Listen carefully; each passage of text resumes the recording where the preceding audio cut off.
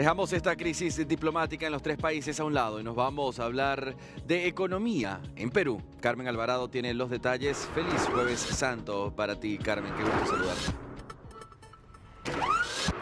Un gusto, un placer saludarte nuevamente, Andy. Feliz Jueves Santo y también para todos nuestros televidentes. Estamos en vivo en directo desde la capital peruana y vamos a dejar de lado, como bien has dicho, todas estas crispaciones en el ámbito político, en las relaciones diplomáticas que está viendo en estos momentos, para hablar de economía y concretamente sobre lo que se ha aprobado en la Comisión de Economía del Congreso de la República del Perú.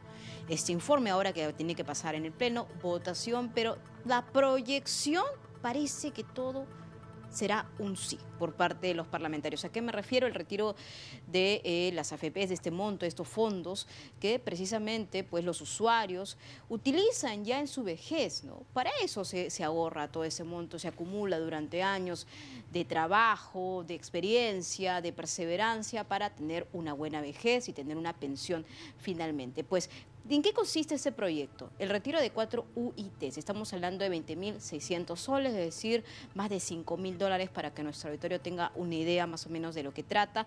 Ahora, como te he comentado, falta otro paso que se ha votado en el Pleno del Congreso, pero de pronto también los especialistas ya comienzan a advertir sobre algunos riesgos, ¿no? Que podría tener esto. Y por ese motivo me encuentro en estos momentos con Eduardo Recoba, que nos ha atendido un Jueves Santo.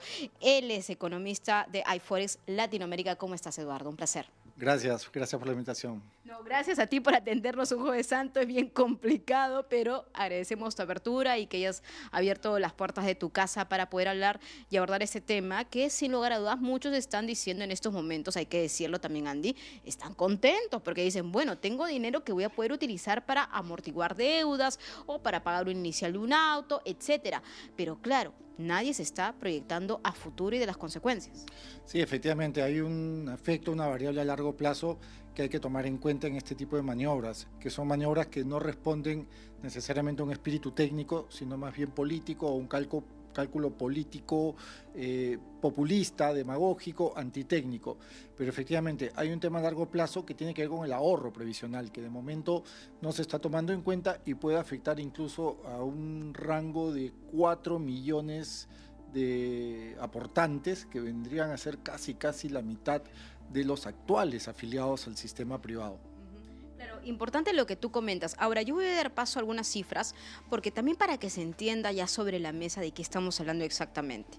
Sería el 7º retiro de las AFPs, porque han habido otros retiros anteriormente, diferentes circunstancias, también en la pandemia. Bueno, hemos pasado todo ello y ahora se calcula, Andy, que 9 de cada 10 afiliados se quedarán con fondo cero.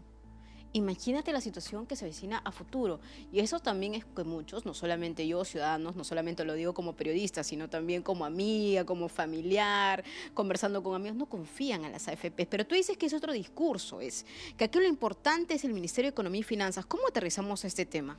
A ver, sí, lo que se ha venido discutiendo, lo que se observa o lo que hemos observado muchos economistas en consenso, incluso, y economistas que doctrinariamente podemos estar digamos, en células separadas, pero en consenso, lo que hemos venido observando es que la capacidad de generar una política pensionaria viene del Estado, viene del MEF. Las AFP en realidad son cuatro empresitas que picotean todos los meses de nuestros sueldos, es una especie de, una suerte de gota a gota pues institucionalizada desde hace 30 años, pero ellas ya siguen su trayectoria, ellas siguen su rumbo, ellas siguen con su modelo de negocio recontra mercantilista y la verdad es que poco o nada se puede hacer con él. Es como que el precio del limón haya subido una barbaridad y tú le reclames al que te vende la limonada, ¿por qué está tan cara? ¿Qué le importa a él? O sea, él igual va a seguir vendiendo limonada. Yo creo que hemos venido peleando esta pelea con guantes equivocados. La pelea realmente hay que mirarla o hay que enfocarla hacia las políticas públicas pensionarias que en las últimas 3 décadas no han existido. El MEF es un gran responsable en este entramado. ¿Por qué? Porque el MEF no ha registrado un diseño de gestión pública adecuado. No hablo de este MEF, hablo de los MEF que hemos lastrado desde hace 30 años.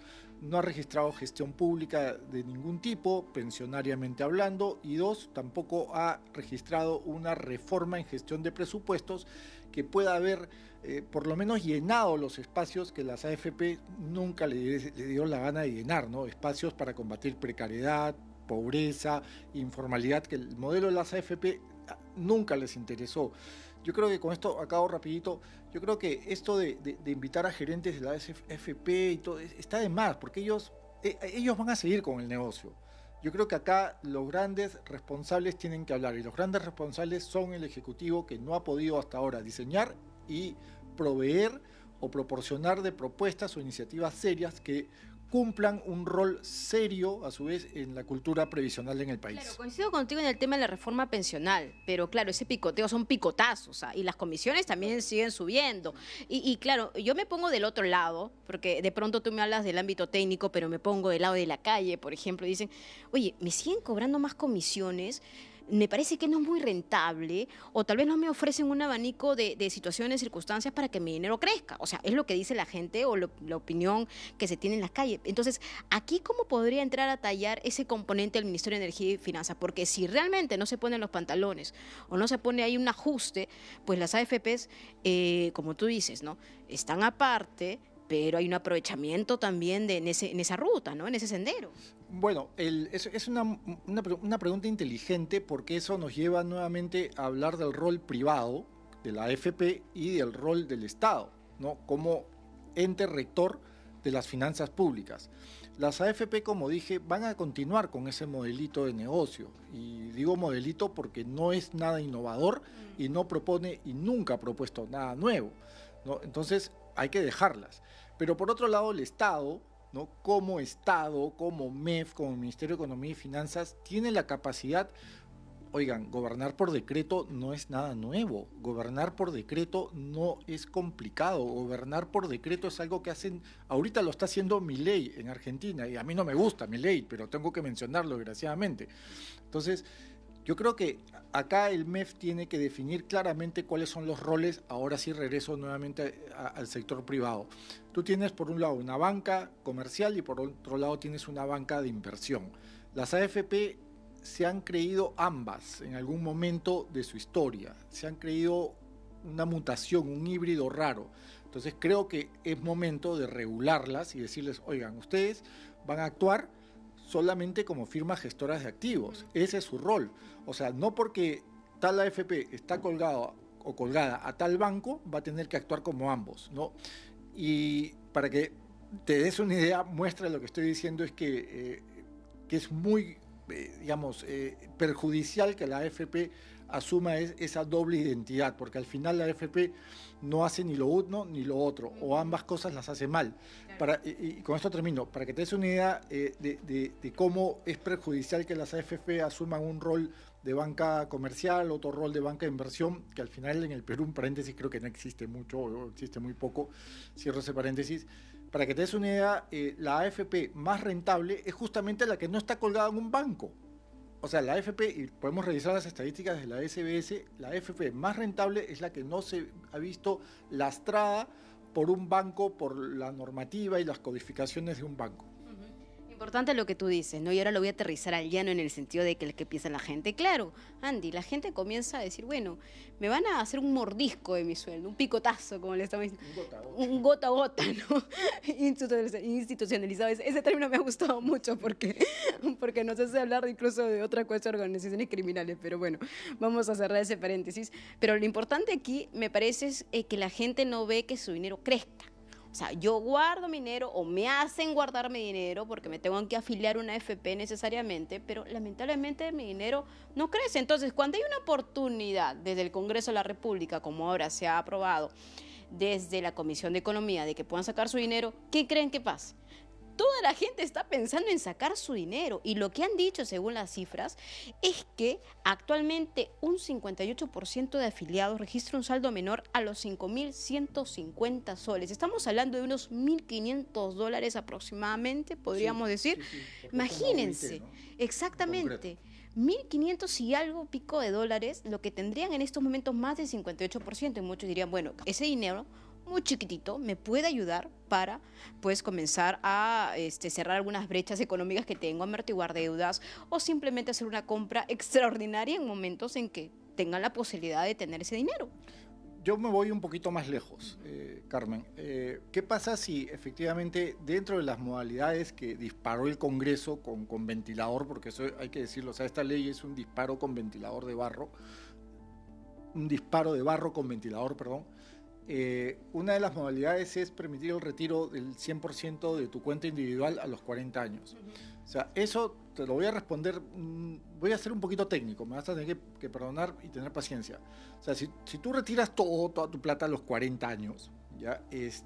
Tienes más o menos 20 años, ¿no es cierto?, para rentabilizar lo que retiras. O sea, y personas, y esto no es ningún defecto, no me estoy, digamos, poniendo o pontificando, pero todos y todas sabemos que en el Perú la cultura financiera es escasa, por no decir nula. Entonces, no hay una capacidad en función a educación financiera, finanzas del hogar, finanzas familiares, que le permita a esa persona que ha retirado todo su monto, arriesgarlo pues en sabe Dios qué cosa. Si el año pasado hemos visto a 2 exministros estafados, ¿no?, por un vendehumo, o sea, ¿qué te puedes, con todo respeto, esperar de personas de a pie, que con buena voluntad, que probablemente sean informales tras este retiro, que probablemente se queden sin pensión, sin jubilación? Y esto a largo plazo, Carmen, al final va a decantar ¿en qué cosa? En una carga fiscal para el Estado de campeonato, y que la van a pagar desgraciadamente nuestros hijos y quizás nuestros nietos, ¿no? Estoy de acuerdo con eso. Y tú has nombrado un término que es vital: educación financiera. Porque claro, muchos dirán, esto me puede servir para tapar algunos huequitos, ¿no?, que tengo ahí en casa, ¿no?, situaciones domésticas, pero claro, otra posibilidad, otra herramienta sería utilizar incluso este dinero pues en herramientas financieras, en situaciones que incluso podrían ayudar a largo plazo, o tratar de pensar en ese sentido, pero no, él no se está pensando en eso, se está pensando simplemente en amortiguar deudas. Ahora, esto de la educación financiera, de tu punto de vista, sería bueno que ya incluso desde el sector de educación comience a meterse poco más y poco más, porque parece que es un tema que no es prioridad incluso para el gobierno. Sí, a ver, ya tengo entendido que por parte del Ministerio de Educación existe la intención de incluir en la malla curricular un curso de finanzas básicas en primaria, ¿no? La SBS, por ejemplo, ha hecho grandes avances, o sea, así como criticamos, hay que también saludar las iniciativas que son saludables, ¿no? Claro. La SBS tiene ya todo un modelo de educación financiera, incluso, y hay que decirlo también, por más que nos duela, hay banca privada que también ha diseñado modelos de educación financiera, ¿no? Por eso hay que criticar, pero también hay que saludar las cosas buenas. Pero dentro de la malla curricular todavía no vemos u observamos, por lo menos en los colegios públicos, probablemente algunos colegios privados sí lo hayan incluido, pero no vemos en la malla curricular un tema de educación financiera, en un momento donde todas las generaciones de peruanas y de peruanos, todas, nuestra educación financiera ha sido la abuelita que para nuestro cumpleaños nos regalaba pues un chanchito, ¿no? Eso ha sido todo, por lo menos en mi generación. Tú eres mucho más joven que yo, pero en mi generación esa era parte de la educación financiera. Ahora necesitamos otro tipo de herramientas, otro tipo de narrativa, otro tipo de discurso a propósito de las finanzas del hogar, ¿no? Finanzas del hogar, educación financiera, qué importante es hablar de todo esto cuando mucha gente está saltando de alegría diciendo, oh, vamos a poder retirar nuestros fondos del AFP, pero nadie se pregunta, oh, ¿qué vamos a hacer en los próximos años con nuestra jubilación? ¿Cómo vamos a poder enfrentar también una situación que se le viene para el Estado? Va a ser, como tú dices, una carga social demasiado fuerte, y cómo se va a afrontar. Entonces, estas son algunas de las consecuencias, riesgos que hemos podido en estos momentos advertir con Eduardo Recoba, economista también de iForex Latinoamérica, para todo DiNews. Y no sé, Andy, si tú tengas alguna duda en estudios, adelante contigo. Carmen Alvarado, no es una duda, sino más bien un comentario, ¿no? Y esto basándonos en eso de que nuestras abuelitas claro que sí, fueron nuestras primeras enseñanzas financieras. Creo que esto sería otro punto también importante de tener que ingresar en el sistema educativo, ¿no? Tratar de enseñarle a los más pequeños de qué manera se ahorra y se invierte para ser más exitosos a futuro. ¿Por qué no? Esto es algo que afecta no solamente al Perú, sino a América Latina.